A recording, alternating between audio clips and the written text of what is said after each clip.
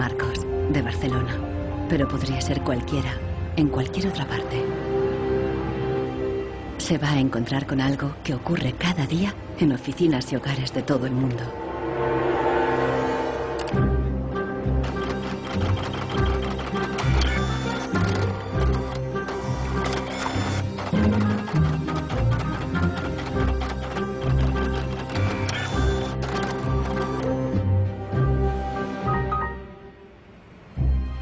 Una pieza de la impresora ha fallado y el fabricante recomienda llevarla al servicio técnico. El meu tècnic fa un diagnòstic previ, pero aquest diagnòstic ja són 15 euros més IVA. Seguramente será difícil encontrar las piezas para poder repararla. Realment, reparar-la no li surt molt a compte. Que reparar-la parlem d'uns 110, 120 euros. Tienes impresoras desde 39 euros. Jo t'aconsellaria que miressis impressores noves. Així que, sens dubte, jo em compraria una nova, No es casualidad que los 3 vendedores sugieran comprar una nueva impresora. Si acepta, Marcos será una víctima más de la obsolescencia programada, el motor secreto de nuestra sociedad de consumo. Our role in life seems to be just to consume things with credit, to borrow money to buy things we don't need. Nous vivons dans une société dominée par une économie de croissance dont la logique est non pas croître pour satisfaire les besoins, mais croître pour croître. So if the consumer does not purchase, the economy is not going to grow. Planned obsolescence, the desire on the part of a consumer to own something a little newer, a little sooner than is necessary. En este documental revelaremos cómo la obsolescencia programada ha definido nuestras vidas desde los años 20, cuando los fabricantes empezaron a acortar la vida de los productos para aumentar las ventas. Also hat man sich gedacht, dann beschränken wir einfach die Lebensdauer auf 1000 Stunden. Descubriremos que diseñadores e ingenieros se vieron forzados a adoptar nuevos valores y objetivos. Was back to the drawing board and come out with something that was more fragile. Take time, those things. Take time them. So when you finally paid for them, they're used up. Conoceremos una nueva generación de consumidores que está llevando la contraria a los fabricantes. ¿Es viable una economía sin obsolescencia programada y sin su impacto sobre el medio ambiente? Posterity will never forgive us. Posterity will suddenly find out about the throwaway lifestyles of people in the advanced countries.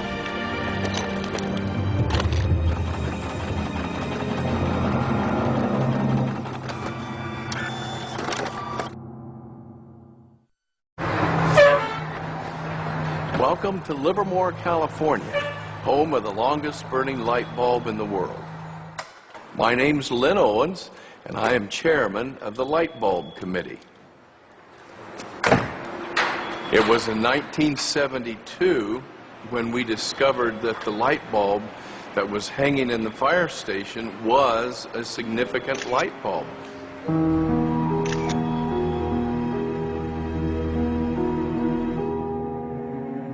La bombilla de Livermore ha estado funcionando sin interrupción desde 1901.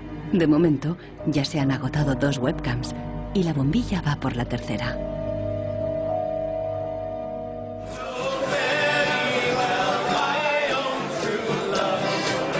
En 2001, cuando la bombilla cumplió un siglo, Livermore organizó una gran fiesta de cumpleaños al estilo americano. I think we were hoping if we would get 200 people, we'd be happy, and we ended up with 800 or 900 people showing up. One nation, under God, indivisible, with liberty and justice. Do you think that anybody would sing happy birthday to a light bulb? Well, we didn't think they would, but they did.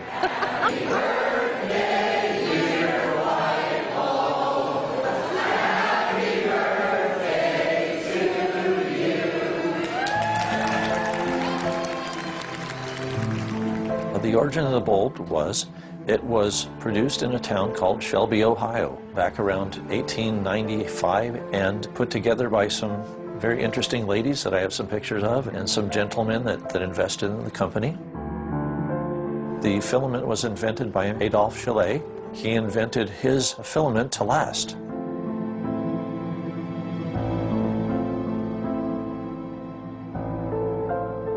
Why does his filament last? I don't know. It's a secret that he made and that died with him. La fórmula para un filamento de larga duración no es el único misterio en la historia de las bombillas. Un secreto mucho mayor es cómo y por qué este humilde producto se convirtió en la primera víctima de la obsolescencia programada. Weihnachten 1924 war ein ganz besonderer Tag. In einem Hinterzimmer in Genf trafen sich einige Herren in Nadelstreifenanzügen, um einem geheimen Plan nachzugehen. Sie gründeten das erste weltweite Kartell, das sich zum Ziel setzte, die Glühbirnenproduktion der gesamten Länder zu kontrollieren und den Kuchen namens Weltmarkt unter sich aufzuteilen. Dieses Kartell hat den Namen Phoebus. Phoebus incluía a los principales fabricantes de bombillas de Europa y de Estados Unidos, e incluso de lejanas colonias en Asia y África. Das Ziel ist gewesen, Patente auszutauschen, die Produktion zu kontrollieren und vor allem aber den Verbraucher zu kontrollieren. Es ist umso besser für diese Firmen, wenn der Verbraucher regelmäßig Glühlampen kauft, und wenn die Glühlampen lange brennen, ist das ein ökonomischer Nachteil. En un principio, la meta de los fabricantes era una larga vida para sus bombillas. On October 21st, 1871, numerous experiments resulted in the production of a small unit lamp of comparatively enormous resistance. The filament being under conditions of great stability acted as work. En 1881, Edison puso a la venta su primera bombilla. Duraba 1500 horas. En 1924, cuando se fundó el cártel Phoebus, se anunciaban con orgullo 2500 horas de vida útil y los fabricantes destacaban la longevidad de sus bombillas. Also hat man sich bei Phoebus gedacht, dann beschränken wir einfach die Lebensdauer dieser einzelnen Glühbirnen auf 1000 Stunden. 1925 wird ein entsprechendes Komitee gegründet, das 1000-Hour Life Committee, was sich zum Ziel setzt, auf technischer Basis die Lebensdauer der Glühlampen auf diese Brenndauer zu beschränken. Más de 80 años después, Helmut Höge, un historiador de Berlín, encuentra pruebas de las actividades del comité ocultas entre los documentos internos de los miembros del cártel. Empresas como Philips en Holanda, Osram en Alemania y Lámparas Z en España. Hier haben wir ein Kartelldokument, da steht: The average life of lamps for general lighting service must not be guaranteed, published or offered for another value than 1000 hours.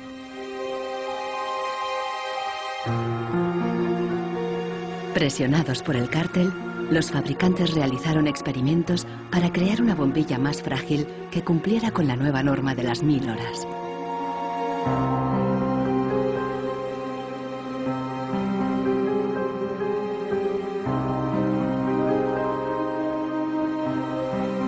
La fabricación estaba rigurosamente controlada para asegurarse de que se cumplía la norma. Eine Maßnahme bestand beispielsweise darin, einen Prüfstand zu errichten, in dem viele kleine Sockel zu finden sind, in die dann wiederum einzelne Exemplare aus verschiedenen Produktionsreihen eingeschraubt wurden, und Firmen wie Osram haben dann genauestens protokolliert, wie lange diese Lampen brannten. Phoebus creó una complicada burocracia para imponer sus reglas. Los fabricantes eran multados severamente si se desviaban de los objetivos marcados.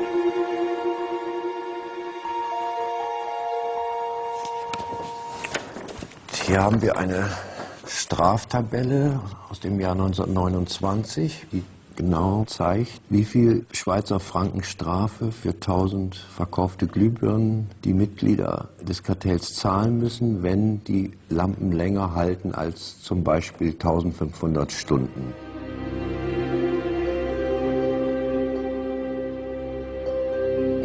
A medida que la obsolescencia programada surtía efecto, la vida útil empezó a caer. En solo 2 años pasó de 2.500 horas a menos de 1.500. En los años 40, el cártel ya había conseguido su objetivo. Una bombilla estándar duraba 1.000 horas. I can see how this was very tempting in 1932. I think at the time sustainability was actually substantially less of an issue because I don't think they looked at the planet as being one with finite amount of resources. They looked at it as from an abundance perspective. Ironically, the light bulb has always been a symbol for ideas and innovation, and yet it's one of the early and best examples of planned obsolescence. En las décadas siguientes se patentaron docenas de nuevas bombillas, incluso una que duraba 100.000 horas. Pero ninguna llegó a comercializarse. Offiziell hat es ja Phobos eigentlich nie gegeben, wenn auch diese Spuren der Öffentlichkeit nie ganz verborgen gewesen sind. Die Strategie dahinter ist, sich in bestimmten Zeitabständen immer wieder umzubenennen. Dann heißt es mal internationales Elektrizitätskartell, dann mal wieder irgendein anderer Name. Entscheidend ist, dass diese Idee als Institution natürlich weiter besteht.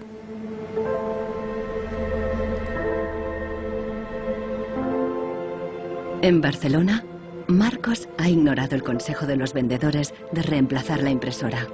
Está decidido a repararla y ha encontrado a alguien en Internet que ha descubierto qué le ocurre a su impresora. It's the dirty little secret of inkjet printers. I tried to print a document and it said parts inside your printer require replacement, so I decided to do a little servicing of my own. Hello, Marcus. I got your message. Marcos ha contactado con el autor del video. How are you? I looked into it, and it turns out that there's a thing in the bottom of the printer called a waste ink reservoir. And the way inkjet printers work is they constantly have to clean the print heads, and they do that by squirting ink through them down a hole in the bottom of the printer into this great big sponge. There's just a preset time when it's squirted a certain number of drops down there that then the printer decides it's full of ink and won't function anymore. Mm-hmm. The justification is they don't want to put ink all over your desk. But I think the problem goes deeper than that. It's the way the technology works. It's just designed to fail.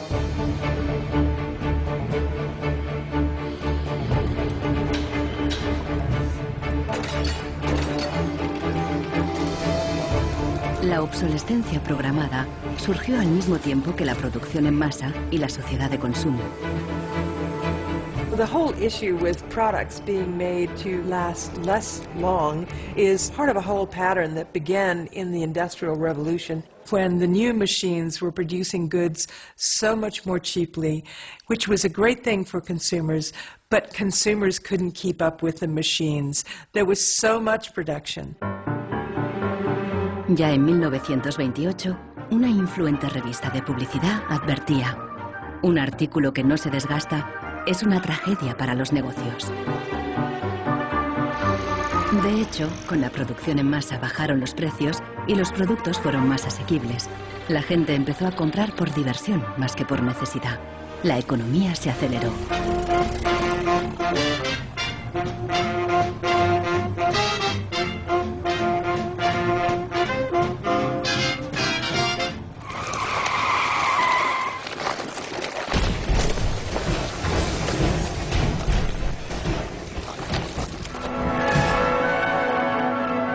En 1929, la crisis de Wall Street frenó en seco la incipiente sociedad de consumo y llevó a los Estados Unidos a una profunda recesión económica. Unemployment reached staggering proportions. In 1933, 1/4 of our labor force was unemployed. Las colas ya no eran para comprar, sino para pedir trabajo y comida. Desde Nueva York llegó una propuesta radical para reactivar la economía. Bernard London, un prominente inversor inmobiliario, sugirió salir de la depresión haciendo obligatoria la obsolescencia programada. Era la primera vez que el concepto aparecía por escrito. London planteaba que todos los productos tuvieran una vida limitada, con una fecha de caducidad, después de la cual se considerarían legalmente muertos. Los consumidores los devolverían a una agencia del gobierno para su destrucción. He was trying to achieve a balance between capital and labor where there would always be a market for new goods. So there would always be a need for labor and there would always be a reward for capital. Bernard London creía que con la obsolescencia programada obligatoria, las fábricas seguirían produciendo, la gente continuaría consumiendo y habría trabajo para todos.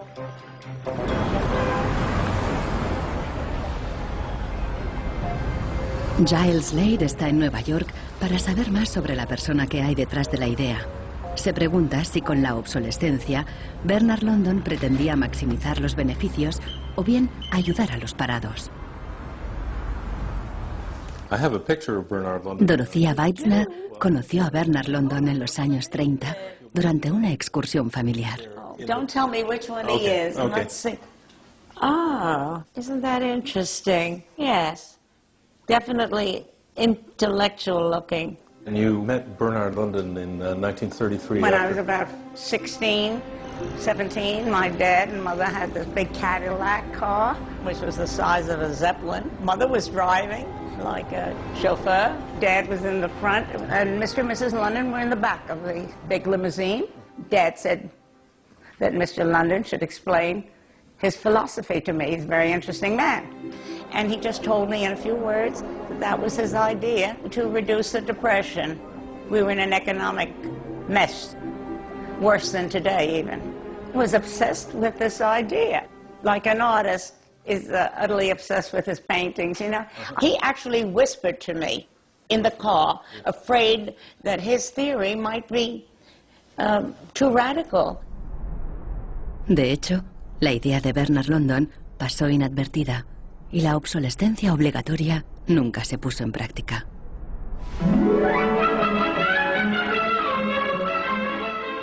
Veinte años más tarde, en los años 50, la obsolescencia programada resurgió, pero con un giro crucial.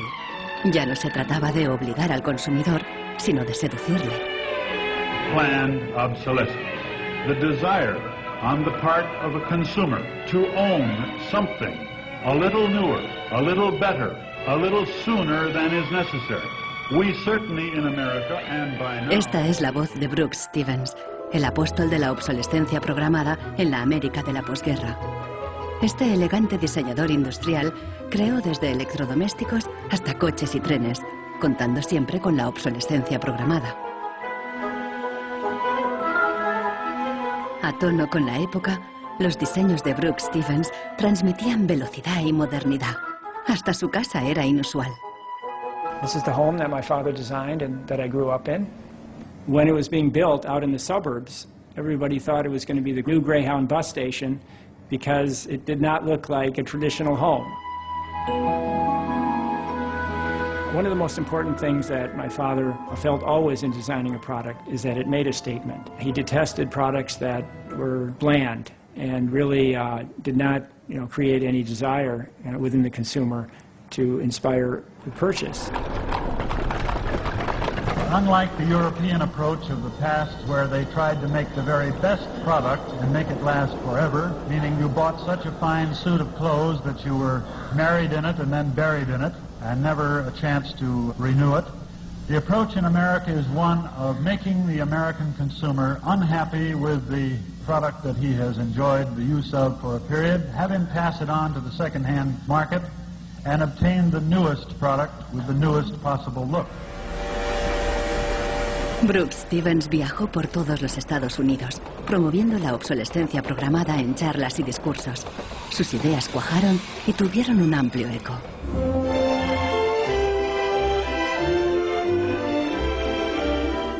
Women and men alike are increasingly interested in the look of things. They eagerly give their attention to what's new and beautiful and advanced. El diseño y el marketing seducían al consumidor para que deseara siempre el último modelo. My father never designed a product to intentionally fail or become obsolete for some functional reason in a short period of time. Planned obsolescence is absolutely at the consumer's discretion. No one is forcing the consumer to go into the store and purchase a product. You know, they go in under their own free will. That's their choice.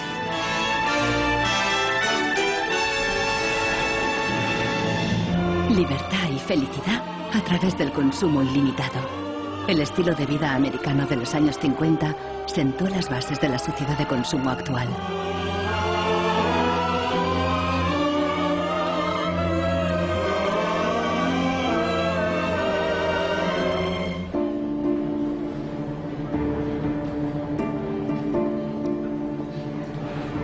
See, without planned obsolescence, these places wouldn't exist.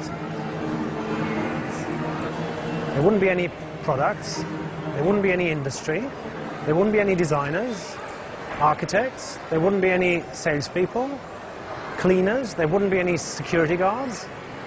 All the jobs would go. So how often do you change your mobiles? 18 months. Once a year. Once a year. Once a year. Hoy en día, la obsolescencia programada se enseña en las escuelas de diseño y de ingeniería. Boris Knopf da clases sobre el ciclo de vida del producto, el eufemismo moderno de la obsolescencia programada. I went shopping for you. I've got a couple of things. A pan, salt, shirt, another shirt. Se enseña a los estudiantes a diseñar para un mundo empresarial dominado por un único objetivo: compras frecuentes y repetidas. What I do, I pass these round, and you tell me what you think, how long it takes for them to fail, what the service life will be. Okay. Designers have to understand what company they work for. The company decides on a business model. How often do we want to renew our products, our offers? So this brief is given to designers, and designers have to understand and design the product in a certain way so it fits exactly the business strategy of the client they work for. La obsolescencia programada está en la raíz del considerable crecimiento económico que el mundo occidental ha vivido a partir de los años 50. Desde entonces, el crecimiento ha sido el santo grial de nuestra economía. Nous vivons dans une société de croissance dont la logique est non pas croître pour satisfaire les besoins, mais croître pour croître, croître à l'infini, faire croître sans limite la production, et pour justifier cette croissance de la production, faire croître sans limite la consommation. Serge Latouche, un destacado crítico de la sociedad del crecimiento, escribe a menudo sobre sus mecanismos. Au fond, il y a trois instruments fondamentaux qui sont la publicité, l'obsolescence programmée et le crédit.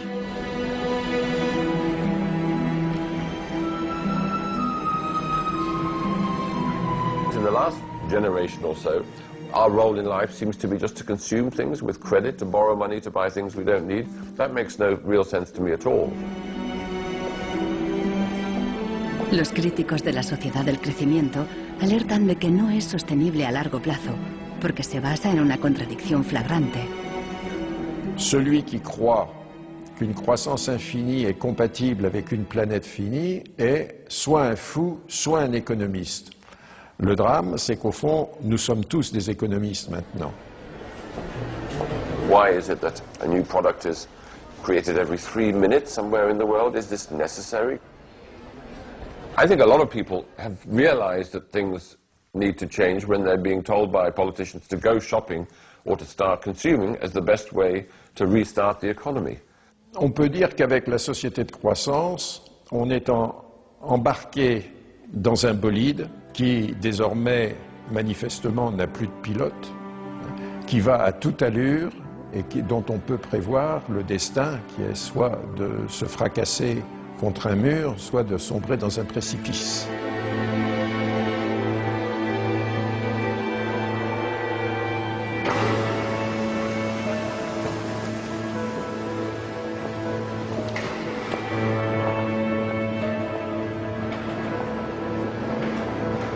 Consultando manuales de instrucciones, Marcos se da cuenta de que los ingenieros determinan la vida útil de muchas impresoras al diseñarlas.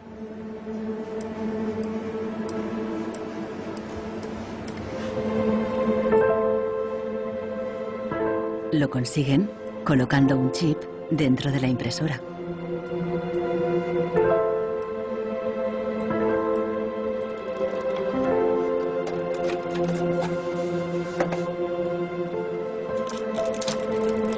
Hi ha trobat el xip, que és una EEPROM, que és un xip on es guarda una compta d'impressions. I quan s'arriba a una determinada compta és quan es bloqueja la impressora i deixa d'imprimir.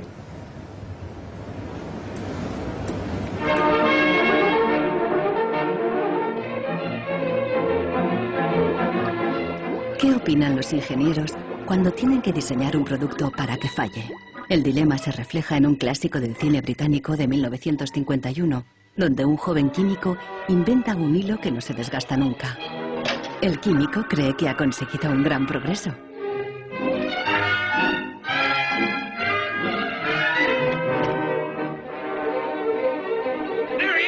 Pero no a todo el mundo le gusta el invento. Y al poco le persiguen no tan solo los dueños de la fábrica, sino también los obreros, que temen por sus empleos.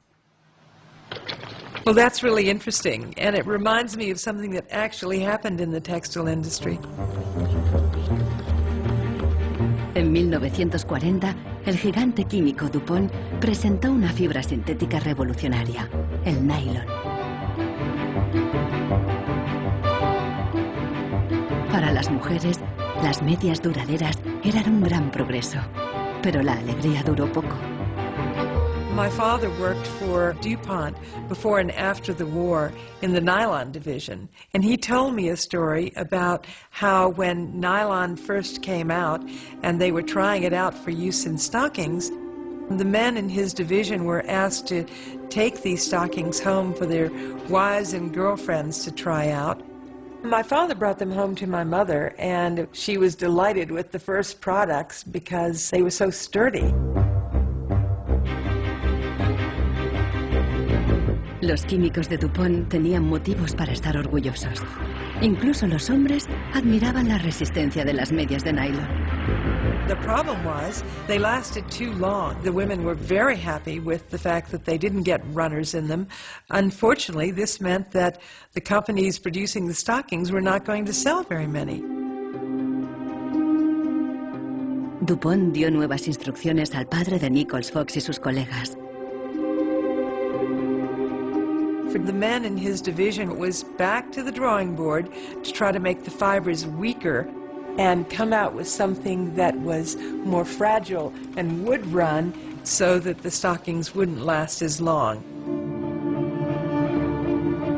Los mismos químicos que habían aplicado todo su saber para crear un nylon duradero siguieron la corriente de la época y lo hicieron más frágil. Ese hilo eterno desapareció de las fábricas, igual que en el cine. We need control of this discovery. Complete control. If you want twice the amount in that contract, we will pay it. $250,000. To suppress it. Yes. ¿Qué opinaban los químicos de DuPont de reducir la vida de un producto deliberadamente?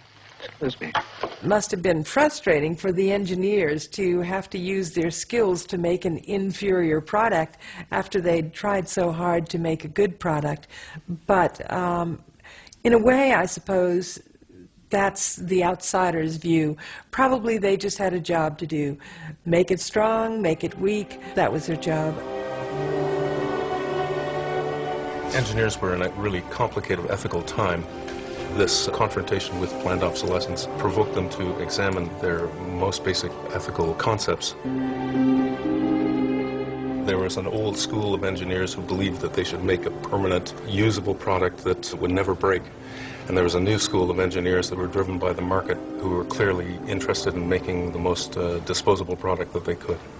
And this debate resolved itself by these new school of engineers taking over.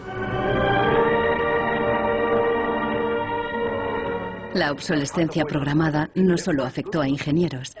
La frustración de los consumidores se hizo eco en el clásico teatral de Arthur Miller, Muerte de un viajante. Como Willy Lomax, los consumidores solo podían quejarse. Once in my life, I'd like to own something outright before it's broken. I'm always in a race with the junkyard. Just finished paying for the car and it's on its last legs. The refrigerator consumes belts like a crazy maniac. They time those things. They time them, so when you finally paid for them, they're used up. Los consumidores no sabían que al otro lado del telón de acero, en los países del bloque del Este, había una economía entera sin obsolescencia programada.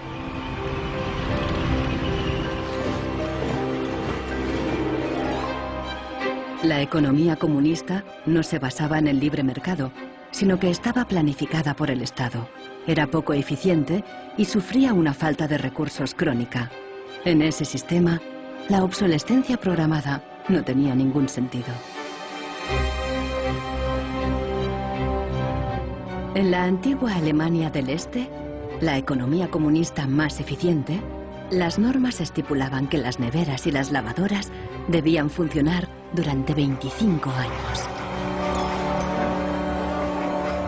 Hier dieser DDR-Kühlschrank, den habe ich 1985 gekauft. Der ist also mindestens 24 Jahre alt. Und die Glühbirne ist ebenso alt, habe ich noch nie ausgewechselt. Die ist also auch schon fast 25 Jahre alt. En 1981, una fábrica de Berlín Este empezó a producir una bombilla de larga duración. La presentaron en una feria internacional en busca de compradores occidentales. Als die ostdeutschen Glühlampenhersteller 1981 diese Langlebensdauerglühlampen auf der Hannoveraner Messe präsentierten, meinten ihre Westkollegen, ihr wollt euch wohl alle arbeitslos machen. Woraufhin die NAVA-Leute, Ingenieure, antworteten, nein, im Gegenteil, indem wir Ressourcen schonen und den Wolfram nicht verpulvern, behalten wir gerade unsere Arbeitsplätze. Los occidentales rechazaron la bombilla. En 1989 cayó el muro de Berlín. La fábrica cerró y la bombilla de larga duración dejó de producirse. Ahora solo se puede ver en exposiciones y museos.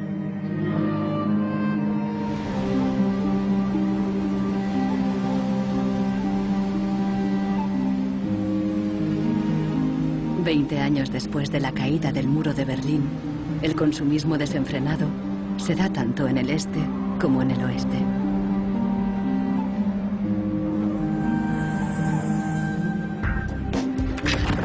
Con una diferencia. En la era de Internet, los consumidores están dispuestos a luchar contra la obsolescencia programada. The first movie we made that really broke through was a movie about the iPod. And I was completely broke, and I had gotten this iPod. It was like $500, $400, and about 8 months later, 12 months later maybe, the battery died in it. And I called Apple to ask them to replace the battery. And their policy at the time was to tell their customers to buy a new iPod. You might as well go get a new one. Apple doesn't offer? No. Apple doesn't offer a new battery for the iPod? No. It wasn't that the battery died that was annoying, because in my Nokia cell phone, the battery dies, you buy a new battery. Even in my Apple laptop, when the battery would die, you replace the battery. But in the iPod, this expensive piece of hardware, when the battery died, you had to replace the entire unit. So it was my brother's idea to make a movie about just that. We went around with a stencil spray painting on every iPod advertisement we saw in town. iPod's unreplaceable battery lasts only 18 months. We put the video on our own little site, iPodsDirtySecret.com. In the first month, 6 weeks, it was at 5-6 million views, and the site went absolutely bananas. Una abogada de San Francisco, Elizabeth Pritzker, oyó hablar del vídeo y decidió demandar a Apple por el tema de la batería del iPod. Medio siglo después del caso del cártel, la obsolescencia programada llegaba de nuevo a los tribunales. When we brought this litigation, this was 2 years after the iPod was introduced, Apple had sold about 3 million iPods nationwide in the United States. Buena parte de esos iPods tenían problemas con la batería y sus propietarios estaban dispuestos a ir a los tribunales. Uno de ellos era Andrew Westley. We selected from amongst the consumers who had called us individuals who would serve as representatives in a class action. A class action is really a device that's fairly unique to the United States, where a small group of people stands in the shoes of a large group to bring one claim before a court. My role in that case was as class representative on behalf of thousands, maybe tens of thousands of people. The case came to be known as Wesley versus Apple. When my friends and family learned that this was a major case, they thought I was, becoming a radical. Here I am going to sue, I was the next Erin Brockovich. En diciembre de 2003, Elizabeth Pritzker presentó la querella ante el Tribunal del Condado de San Mateo, a un tiro de piedra de la sede central de Apple. We asked Apple for a number of technical documents regarding the battery life in the iPod, and we received a lot of technical data about the battery design, about the testing of the battery, and learned through that discovery that the type of the lithium battery that was contained within this iPod was designed, by design, to really only have a short period of life. I do think that Apple's development of the iPod was intended to be one of planned obsolescence. Después de meses de tensión, las dos partes llegaron a un acuerdo. Apple creó un servicio de recambio y prolongó la garantía a 2 años. Los querellantes recibieron una compensación. One thing that really bothers me personally is that Apple really promotes itself as a young, hip, forward-thinking company, and for a company like that not to have a good environmental policy that allows consumers to return products for proper recycling and disposal is really counterintuitive and counter to their message.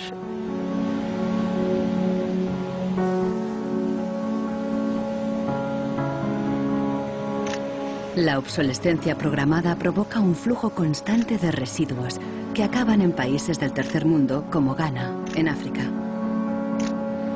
It's been between 8 and 9 years now when I noticed that loads and loads of containers were coming to this country with electronic waste.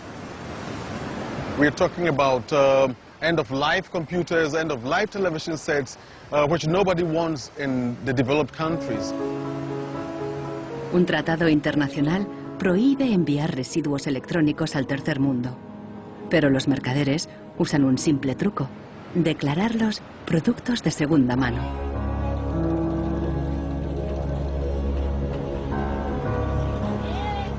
Más del 80% de los residuos electrónicos que llegan a Ghana no se pueden reparar y acaban abandonados en vertederos por todo el país. We are at the dump site here in Agbogbloshie. In the past, we had this beautiful river called the Odor River, that meandered its way through this area. It was teeming in the past. It had so much fish.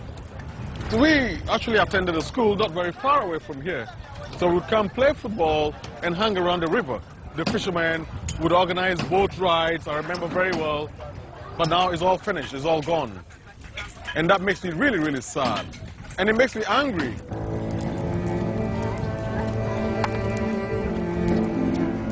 Hoy en día, aquí no hay niños jugando después de clase. En su lugar, jóvenes de familias pobres vienen a buscar chatarra. Queman la funda de plástico de los cables para obtener el metal que llevan dentro.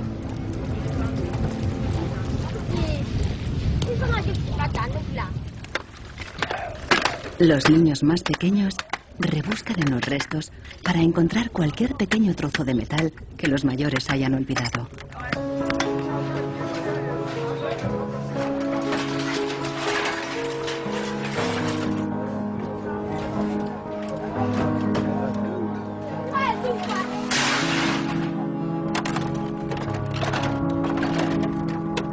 Those behind the shipments have said that, well, we're trying to bridge the digital divide between Europe, America, and then the rest of Africa and Ghana, of course.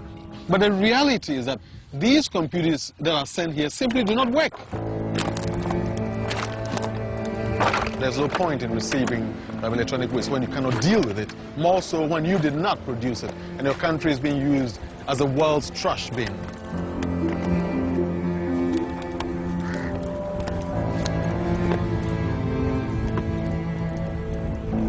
The trash that for so long in the industrial age has been hidden from view is now coming into our lives, and we can actually no longer easily avoid it. The waste economy is reaching its last legs because they don't physically have anywhere else to put the waste. I think in the course of time we've come to realize that the planet that we're living on cannot sustain that forever. There's a limit to natural resources and there's a limit to energy resources that we have. Posterity will never forgive us. Posterity will certainly find out about the throwaway attitudes, the throwaway lifestyles of people in the advanced countries. Gente de todo el mundo ha empezado a actuar contra la obsolescencia programada. Mike Anane lucha desde el final de la cadena. Ha empezado recopilando información.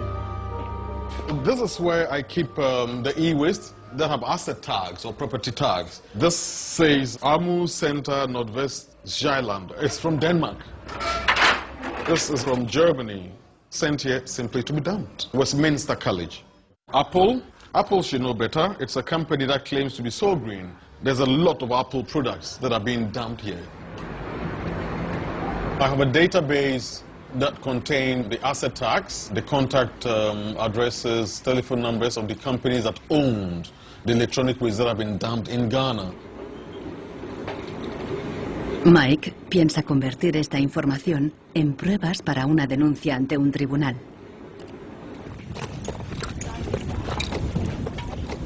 We need to take some action, some punitive measure. We need to sue people so they stop dumping e-waste in Ghana.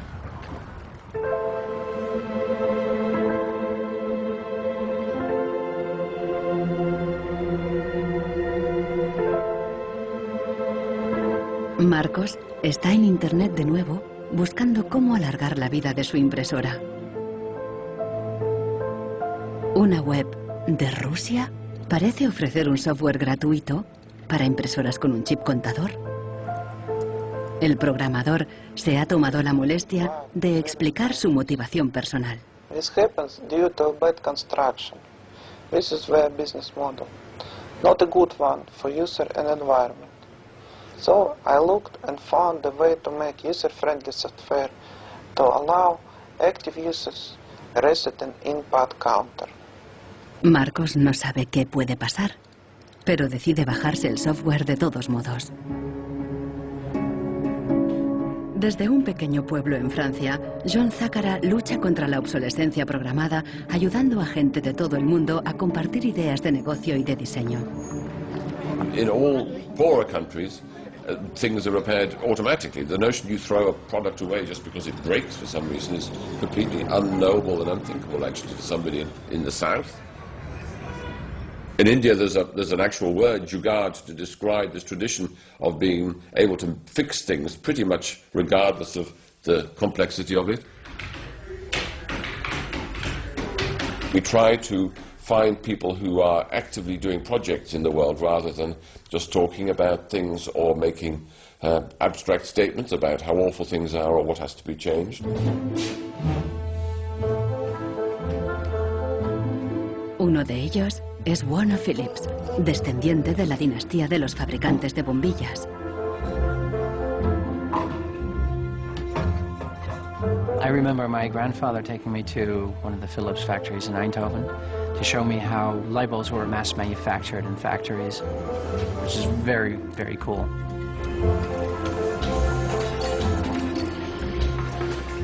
Casi un siglo después del cártel de la bombilla, Warner Phillips sigue la tradición familiar, pero con una perspectiva diferente. Fabrica una bombilla LED que dura 25 años. It's not like there's a green world and there is a business world. I think business and sustainability go hand in hand. It's actually the best basis to build a business on. And the only really real way to do that, I believe, is to factor in the true costs of the resources that have been used, but you also look at the energy consumption, you also look at the indirect energy consumption of transportation. Si on faisait vraiment payer aux transporteurs le coût réel du transport, sans parler du fait que le pétrole est une ressource non renouvelable et pour lequel on n'a pas vraiment de substitut, je dirais que le prix du transport devrait être multiplié par 20 ou 30. If you factor all of that into every product that you manufacture, then there will be huge incentives for manufacturers and entrepreneurs all over the planet to make products that last forever. También se puede luchar contra la obsolescencia programada replanteando la ingeniería y la producción de los productos. Un concepto nuevo, de la cuna a la cuna. Afirma que si las fábricas funcionaran como la naturaleza, la propia obsolescencia quedaría obsoleta. Wenn man über Umweltschutz redet, meint man bei uns immer sparen, verzichten, vermeiden, reduzieren, Nullabfall, weniger schädlich. Wenn man sich die Natur aber im Frühling anschaut, ein Kirschbaum, kein Sparen, kein Verzichten, kein Vermeiden. El ciclo natural produce en abundancia, pero las flores caídas y las hojas secas no son residuos, sino nutrientes para otros organismos.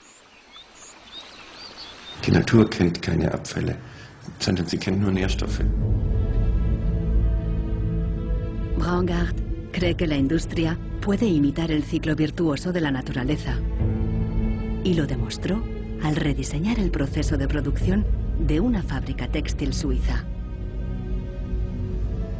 Wenn man zum Beispiel einen Stoff hat dazu, ein Sofa damit bezieht oder ein Stuhl, dann sind die Zuschnitte, was man abschneidet, so giftig, dass es als Sondermüll entsorgt werden muss. Braungart descubrió que la fábrica usaba, por inercia, cientos de tintes y productos químicos altamente tóxicos. Para fabricar los nuevos tejidos, Braungart y su equipo redujeron la lista a solo 36 sustancias, todas biodegradables. Wir suchen jetzt alle Zutaten raus, dass man sie auch essen könnte. Das heißt, Sie können die klein schneiden und in Müsli packen, wenn Sie wollen. Wenn man eine Müllgesellschaft hat, ist jedes kurzlebige Produkt natürlich ein Müllproblem.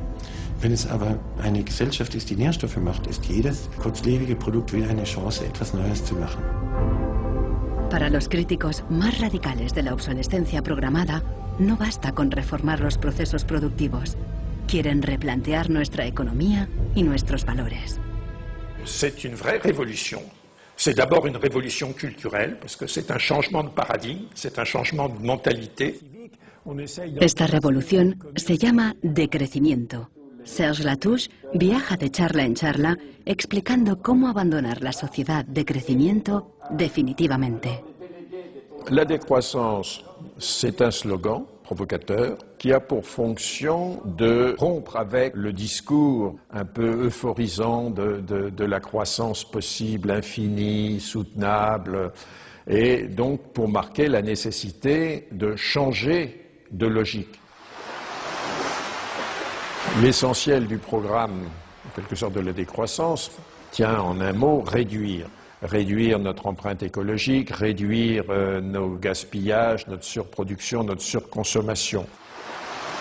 Réduisant la consommation, en réduisant la production, mais en libérant du temps libre, on peut développer d'autres formes de richesse qui ont l'avantage d'être, de ne pas s'épuiser quand on les consomme, comme l'amitié, le savoir.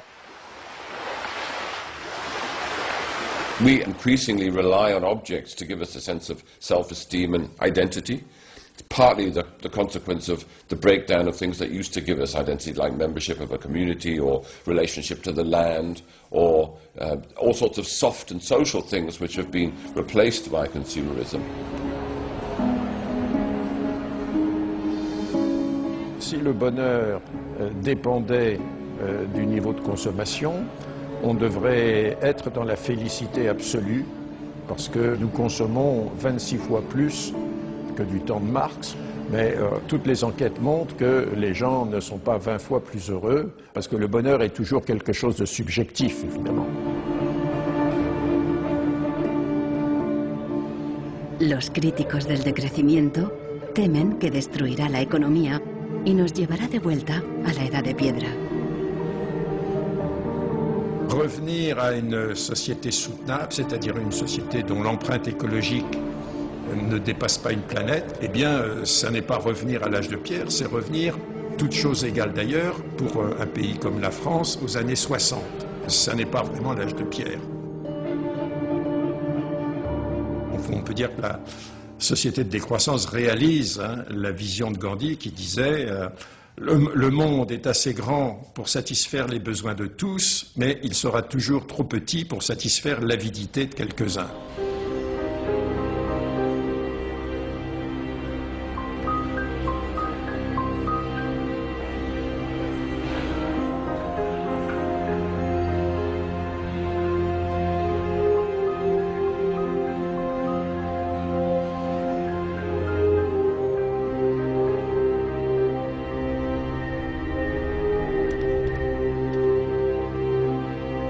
Marcos está instalando el freeware ruso en su ordenador. Con el nuevo programa, puede poner a cero el chip contador de la impresora.